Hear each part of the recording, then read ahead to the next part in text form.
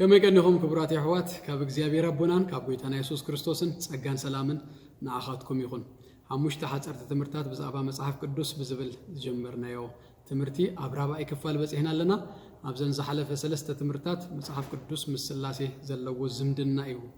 ሪኢና እግዚአብሔር ይመስገን እጅ ድማ መጽሐፍ ቅዱስን ቤተክርስቲያንን ብዝብል አርስቲ መጽሐፍ ቅዱስ ምስ ቤተክርስቲያን ዘለዎ ህብረት በሐጽዩ ክንደሰሲና እግዚአብሔር ይመስገን መበገሲ ክፍልና ሎሚ ካብ ክልተ ቦታይና ንብገስ ኤፌሶን ምዕራፍ 2 ቁጥር 10 ከመን ድማ ቀዳማይ ቲሞቴዎስ ምዕራፍ 3 ቁጥር 15 ኤፌሶን ምዕራፍ 2 ቁጥር 19 ንስራን ኣብ ትግርኛ መጽሐፍ ቅዱስ በሃንሳይም ዘለው እታ ቁጥር 10 ድማ ቀዲማያ ትመጽእ በስም ጎይታ ኢየሱስ ከምብቦይ እምበአርሲ ንስኻትኩም ኣብቲ ኢየሱስ ክርስቶስ ባዕሉ እምነ ማዕዝኑ ዝኾነ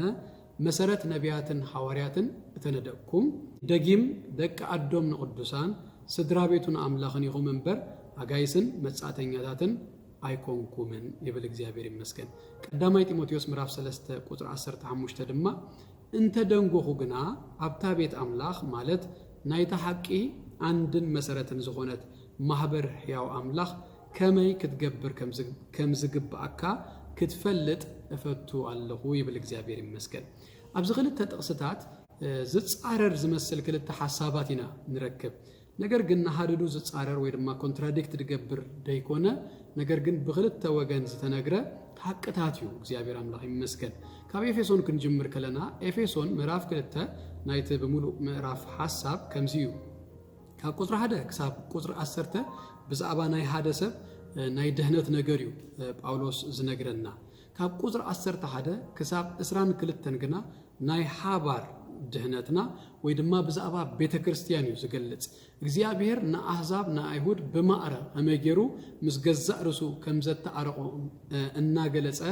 እናተንተነ ይኸይድሞ ኣብ ቁጥሪ 19 ከበጽሕ ከሎ ከምዚሉ እምበአርሲ ንስኻትኩም ኣብቲ ኢየሱስ ክርስቶስ ባዕሉ እምነ ማዕዝኑ ዝኾነ መሰረት ነቢያትን ሐዋርያትን እተነደቅኩም ይብል እግዚአብሔር ይመስገን ቤተክርስቲያን ኣብ ኢየሱስ ክርስቶስ ባዕሉ እምነ ማዕዝን ዝኾነ መሰረት ነቢያትን ሐዋርያትን ያ ተነዲቃ እግዚአብሔር ይመስገን እጂ ሐዋርያትን ነቢያትን ክብል ከሎ ሪፈር ድገብር ነቶም ሰባት አይኮነን ሐዋርያትን ነቢያት አይኮነን ነገር ግን ሐዋርያትን ነቢያትን ዝጻሐፍዎ ቅዱስ መጽሐፍ ብሉይ ኪዳን በዋናነት ነቢያት እዮም ጽሒፎሞ አዲስ ኪዳን ድማ በዋናነት ሐዋርያት እዮም ጽሒፎሞ ስለዚህ ቤተክርስቲያን ኣብዚ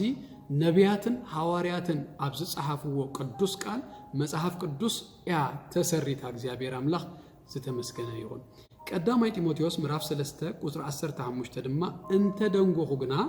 ኣብታ ቤት አምላኽ ማለት ናይታ ሐቂ አንድን መሰረትን ዝኾነት ማህበር ሕያው አምላኽ ይብል እጂ ኣብ ክልቲኡ ቦታ ኣብ ኤፌሶን ምዕራፍ 2 ኣብ ቀዳማይ ጢሞቴዎስ ምዕራፍ 3 15 ብዛዕባ መሰረት እዩ ዝዛረብ ኤፌሶን ምዕራፍ 2 መሰረት ኮይኑ ተቀሚጡልና ዘሎ እቲ ቃሉ መጽሐፍ ቅዱስ እዩ ኣብ ልዕሊኡ ድማ ተህነጽ ዘላ ቤተክርስቲያን እዩ ኣብ ቀዳማይ ጢሞቴዎስ ምዕራፍ 3 15 ድማ መሰረት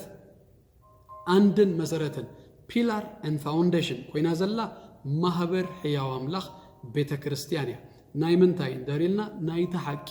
ናይ መጽሐፍ ቅዱስ ናይ ቃል አንድን መሰረትን ኮይና ኣብዚ ተገሊጻትና አላ እግዚአብሔር አምላኽ ተመስገነ ይሁን በዘይ መጽሐፍ ቅዱስ ቤተክርስቲያን ክትህሉ አይትኽእልያ ነገር ግን ድማ በተሓደ ወገን ቤተክርስቲያን ድማ ናታ ኮንትሪቢዩሽን አዝዩ አገዳሲዩ ኣብዚ ክፍል እዚ ከም ዝብሎ አንድን መሰረትን ያ እግዚአብሔር አምላኽ ዝተመስገነ ይሁን ስለዚህ ናይሎም ማልተ ትምህርትና ነዚ ክልተ ሐሳቢና እንኸዶ እግዚአብሔር ይመስገን ንክልቲዩ ሐሳባት እናራአና ሰለስተ ነጥብታት ብክልቲዩ ወገን ክንሪኢና መጽሐፍ ቅዱስ ናይ ቤተክርስቲያን መሰረት ከመይ ከም ዝኾነ ሰለስተ ነጥብታት ክነልዕል ቀዳማይ ቤተክርስቲያን በቃሉያ ተሰሪታ ወይ ተሃኒጻ እግዚአብሔር ይመስገን ቤተክርስቲያን ኣብ ግብረ ሐዋርያት ምዕራፍ 2 ተጀሚራ ኣብ ወንጌላት ገና ኣብ ፕሮሰስ ያ ነራ ጎይታና ኢየሱስ ክርስቶስ ኣብ ማቴዎስ ምዕራፍ 16 ክዛረብ ከሎ ኣብዚ ከውህዚ ንማህበረ ካህንጽ ኢሉ ንመጻኢ ብዝኸውን ቃል እዩ በፊውቸር ቴንስ ያቀሚጥዎ እግዚአብሔር ይመስገን ኣብ ግብረ ሐዋርያት ምዕራፍ 2 ግን ደረ ጎይታና ኢየሱስ ክርስቶስ ሞቱ ትንሳኤው ተንሲኡ ድማ 40 መዓልታት ምስ ደቀ መዛሙርቱ እናተራእዮም ጸኒሑ ተስፋታት እናሃቦም መንፈስ ቅዱስ ከም ዝቕበሉ ኃይል ምስ ተቐበሉ ግና ካብ ኢየሩሳሌም ጀሚሮም ኣብ ሰማርያ ኣብ ይሁዳ ክሳብ መወዳእታ ዓለም ናቱ ምስክር ከም ዝኾኑ ገሊጹሎም መንፈስ ቅዱስ ከም ዝቕበሉ ተስፋ ሂብዎ ዳህራይ ናብ ሰማይ አሪጉ ድሕሪ እርገቱ ድሕሪ 10 መዓልታት ከምቲ ዝሃቦም ተስፋ ኣብ ኢየሩሳሌም ኣብ ሓደ ገዛ ተኣኪቦም ዞም ደቀ መዛሙርት እናጸለዩን ከለው መንፈስ እግዚአብሔር መጽዩ ኣብ ልዕሊ ነፍስ ወከፎም ድማ ወሪዱ በሐድሽ ቋንቋ ክዛረቡ ጀሚሮም እቲ ግዜ በዓለ 50 ስለ ዝነበረ ነዚ በዓል ከብእሉ አይሁድ ካብ ብዙሕ ቦታታት ተኣኪቦም ነይሮም እዞም አይሁድ ዝተኣከቡ ንበዓል ዝተኣከቡ አይሁድ ደቀ መዛሙርት በሐድሽ ቋንቋ ብዘይፈልጥዎ ቋንቋ ክዛረቡ ምስራአይዎም ሰኺሮም የሚለው ጴጥሮስ ሽኡ መልስ ሂብዎ ኖ ካብ መዓልቲ ሳልሰይቲ ሰዓት ያዘላ ወይ ድማ ሰዓት ትሽዓተዩ በዚ ሰዓት እዚ አይስከረን ኢሉ ነእምሮኦም ዝኸውን መልሲ ሂብዎ ወሲኹ ግና ብነብዩ ዮኤል እተባህለዩ ኢልዎ ዝኹነታት እዚ ከረድኦም ጀሚሩ ቀደም እግዚአብሔር ብነብዩ ዮኤል ተዛሪቡ ኣብ ልዕሊ ኣወዳትን ኣዋልድን መንፈሱ ከም ዘፍስስ ትንቢት ነይሩ እዚዩ ዝፍጸም ዘሎ እዚዩ ዝኸውን ዘሎ ኢልዎ ወሲኹን ካብ ዳዊት እናጠቐሰ ብዛዕባ መሲሕ ዳዊት ዝተዛረቦ እናገበረ አረዲእዎም እግዚአብሔር አምላክ ዝተመስገነ ይኹን እዚ ጥራይ ድማ አይኮነን ናይ ገዛ እርሱ ምስክርነት ናይ ትንሣኤውን ሂብዎ ሐዋርያት ናይ ትንሣኤ መሰኻኽር እንዲዮም ብዛዕባ ትንሣኤ መስኪሩሎም ንስኻትኩም ዝሰቐልኩሞ ጎይታና ኢየሱስ ክርስቶስ ተንሱ ኢልዎም እዚ ትርእይዎ ዘለኹም መንፈስ ዝሃበናውን ንሱ እዩ ኢልዎም በዚ ግዜ እዚ ልባቶም ተወግዐ ይብለና እሞ ሕቶ ሓቲቶም እሞንታይ ንግበር ኢሎም ክምልሰሎም ከሎ ንሱ ድማ ተነስሑ ንህድገት ኃጢአት ድማ ተጠምቁ ኢልዎም በታ መዓልቲ 3000 ሰባት ተነሲሖም በብዙህ ቃላት መሰረድኦም ድማ ጥምቀት ከም ዝወሰዱ ይነግረና እግዚአብሔር አምላክ ዝተመስገነ ይኹን ስለዚህ ኣብ ግብረ ሐዋርያት ምዕራፍ 2 ቤተክርስቲያን ማንዴታ እቲ እግዚአብሔር ዝሃባ ተልእኾ ክትፍጽም ዝጀመረት እቲ አምላክ ደሃባ ስርዓቱን ክትፍጽሞ ዝጀመረት ክትጅምር ከላ በዛ ፈላሜቲ ስብከት ግን እንሪኦ ነገር እንታዩ ናይ ሐዋርያት ምስክርነት አሎ which is ናይ ሐድሽ ኪዳን ማለት እዩ ናይ ካብሉ ኪዳን ድማ ካብ ዮኤል ካብ መዝሙረ ዳዊት እናጠቀሰ እዩ ጴጥሮስ ሰቢኹ እግዚአብሔር ይመስገን ብድህሪውን ኣብ ግብረ ሐዋርያት ከሙና ገበሮም ከዶም ብዛዕባ ትንሣኤ እናመስከሩ ካብሉ ኪዳን ድማ ብዛዕባ ክርስቶስ ኢየሱስ ዝተዘርበ ቃላት እናሰበኹ እናመሃሩ ወንጌል ናብ ኩሉ ቦታ አብጽሖም ቤተክርስቲያናት ድማ እናተመስረቱ እናተተኽላ አብያተ ክርስቲያናት ድማ ከይዶም እግዚአብሔር አምላክ ዝተመስገነ ይኹን ስለዚህ ቤተክርስቲያን በቃሉያ ተሰሪታ እግዚአብሔር ይባረክ ካላይ ድማ ንሪኦ እንታዩ ቤተክርስቲያን በቃሉያ ተጽራ ዘላ ሰስቴይንድ ኮይና ዘላ እግዚአብሔር ይመስገን ካብ መጽሐፍ ቅዱስ ክፍልታት አዝዩ ካብ ዘገርመኒ ክፍሊ ዕብራውያን ምዕራፍ 1 ካብ ቁጥር 1 ክሳብ 3 ዘሎ እንታይ ይብል አምላክ ብዙህ ሳእን በብዙህ መንገድታትን ቀደም ነቦታትና በነቢያት ገይሩ ምስተዛረቦም ኣብ ዘንዳህሮት መዓልታት ናአና ወራሱ ሁሉ ዝገበሮ ብውን ዓለም ዝፈጠረ ወዱ ገይሩ ተዛረበና ይብል እጂቲ ዋና ሐሳብ ኣብ ዝክፍል እዚ ዘሎ አምላክ ቀደም በብዙህ መንገዲ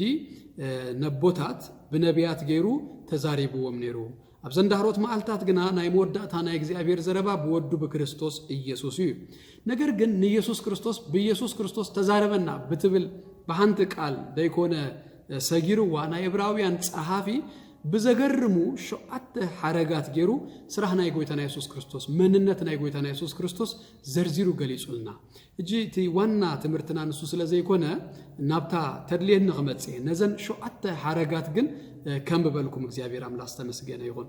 ቀዳማይ ወራሱ ሁሉ ዝገበሮ ኢሉ ካልአይ ብኡ ዓለም ዝፈጠረ ሳልሳይ ንሱ ናይ ክብሩ ነጸብራቅን ኢሉዎ ራብዓይ ቅርጺ ባህሪውን ከሎ ሐሙሻይ ኩሉውን በኃይል ቃሉ ጼሩ ከሎስ ሻይ ምንጻ ኃጢአትና ምስገበረ ሻቡአይ ድማ ኣብ ላዕሊ ኣብ የማን ግርማ ተቀመጠ ይብሎ እግዚአብሔር አምላክ ዝተመስገነ ይሁን እጅን ኣብታ ተድልየን ንኽመጽ ዓለም ብውያ በክርስቶስ ያ ተፈጢራ ይብለና ወሪዱ ድማ ኩሉውን በኃይሉ ቃሉ ጼሩ ከሎስ ይብለና እግዚአብሔር ንዝፈጠሮ ሰስቴን ዝገብሮ ዘንብሮ ድማ እግዚአብሔር ቤተ ክርስቲያን ድማ በቃሉ ያ ተመስሪታ በቃሉ ድማ ያ ተነብር በቃሉ ድማ ሰስቴንድ ሆይና ዘላ እግዚአብሔር አምላክ ተመስገነ ይሁን ጎይታና ኢየሱስ ክርስቶስ በዲያብሎስ ከፍተን ከሎ ዲያብሎስ መጽዩ ንስኻ ወደ አምላክ እንደህር ኮይንካ ሲልዎ ነዚ እምነዚ እንጌራ ግበሮ ይልዎ ጎይታ ግን ክምልሰሉ ከሎ ካብ ዘዳግም ምዕራፍ 8 ተጠቂሱ ሰብ ካብ አፍ አምላክ ብዙወጽ ቃል እንበር በእንጀራ ጥራይ አይነብርን ይልዎ እግዚአብሔር አምላክ ተመስገነ ይሁን ስለዚህ ዘንብረና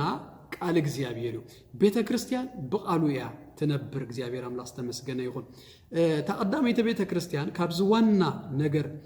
ከውጻ ተፈቲና ነራ አብ ግብረ ሐዋርያት ምዕራፍ 6 ነገር ግን እቲ ፕራዮሪቲ አማራሪዮም ነው ነህና ነቃሉን ጸሎትንና ንተግህ ኢሎም ነቲ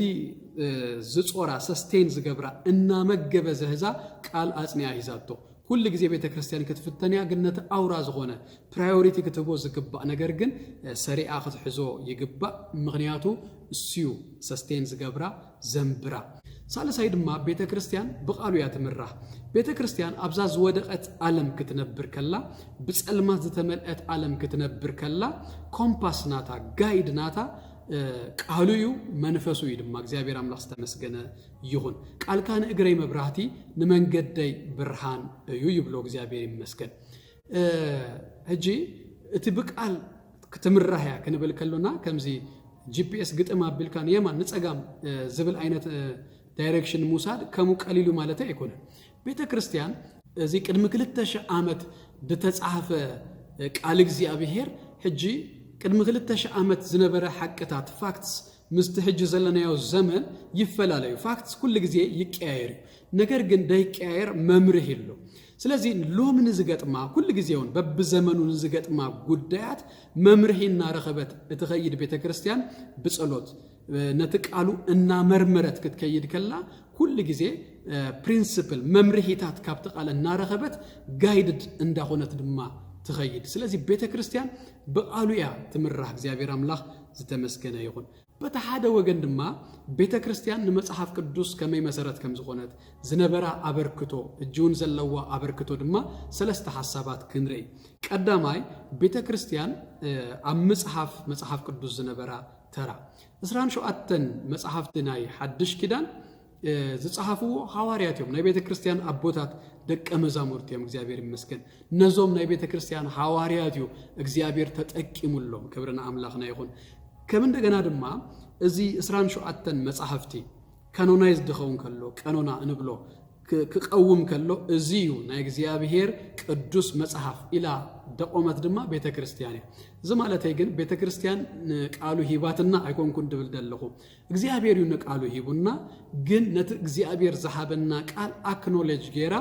ሰሪዓ ዘቀመጠት ግን ቤተ ክርስቲያን እግዚአብሔር አምላክ ዝተመስገነ እዩ ከላይ ንሪዮ ድማ ቤተ ክርስቲያን ኣብ ምትርጓም መጽሐፍ ቅዱስ ዝነበራን ዘለዋን ተራዩ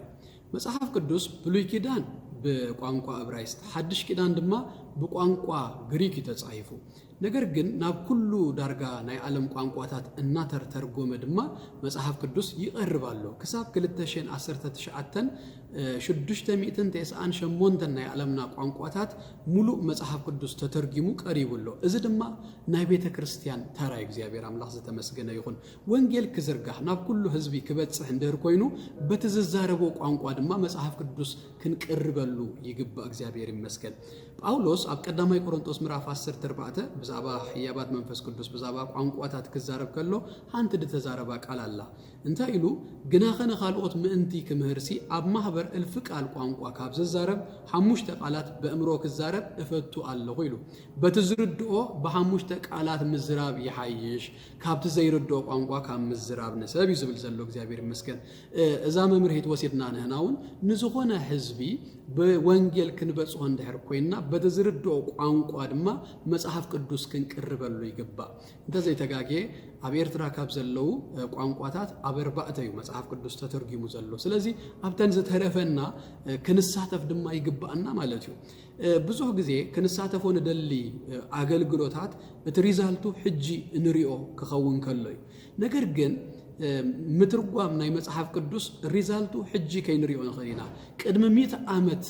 ነዚ ትግርኛ መጽሐፍ ቅዱስ ዝተርገሙልና ሰባት نهلا حجي بزوحات ناب دهنت مسئنا بزك على زي إنها تحانسنا نخيد لنا نهنا عند مالك خامو contribute كنجبر عبتي نايكالك وعم قطعات أمترقوام كنساتف يجب أن نجزي رملخ زت مسكنا يقول سالساي نايمود دات ما بيت كريستيان أمزرقة مصحف قدوس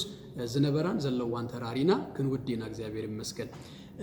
بيت كريستيان أمزرقة مصحف قدوسون أبترا تسعويت الله مچين بيت كريستيان قبل كله أبز كله تمرتك قلص كله بزعبا هنص أيكون نزارب زلخو بزعبا سبات እግዚአብሔር ይመስገን ቅድሚ ሕትመት ምጅማሩ መጽሐፍ ቅዱስ በአቢ ጠቅላሉ ዝተሐዘ ነበረ አዚዩ ድማ ክቡር ስለዘነበረ ገለ ውህዳት ሓፋትን አገገለ ኦርጋናይዜሽንስ ከም ዩኒቨርሲቲ አይነት ይድማ ዘነበረንበር ናብ ኩሉ ሰብ አይበጽሕን ነሩ እዚ ታይፕራይተር ድፈጠሩልና ፕሪንቲንግ ማሽን ኢንቨንት ድገበሩ ሰባት ከም በአል ዮሐንስ ጉተንበርግ ዋና ራእዮም ዝነበረ እላማኦም ዝነበረ መታን መጽሐፍ ቅዱስ ሓቲሞም ናብ ኢድ ኩሉ ሰብ ከብጽዎ መታን እግዚአብሔር ይመስገን ዮሐንስ ጉተንበርግ ነዛ ራእይ እዚ አድማ ፈጺሞ ማርቲን ሉተር ዝተርጎሞ ናብ ጀርመን ዝተርጎሞ መጽሐፍ ሓቲሞም ድማ ኣብ ዘመኑ ናብ ኩሉ ክዝርጋሕ ገይሩ ህጅውን እግዚአብሔር አምላክ ዝተመስገነ ይሁን ኣብተ ናይ ዲጂታል ዓለም አለና መጽሐፍ ቅዱስ እናተተርጎመ ናብ ኩሉ እናተዘርጋሕ ይኸይዳሉ ቤተክርስቲያን ኣብዝናይ ምዝርጋሕ ነገርውን ትሳተፋላ አቢ አበርክቶ ክትገብር ጸኒያ ጆንና ገበረት ያ እግዚአብሔር ይመስገን ስለዚህ ትምርትና ከነጠቃልሎ ከለና ሎም ዝተማሃርነው ትምርቲ ክልተ አውራ ሐሳባትዩ ሓደ መጽሐፍ ቅዱስ ናይ ቤተክርስቲያን መሰረት ከም ዝኾነ ሰለስተ ነጥብታት ኣብዝሪና ቤተክርስቲያን በቃሉያ ተሐኒጻ በቃሉያ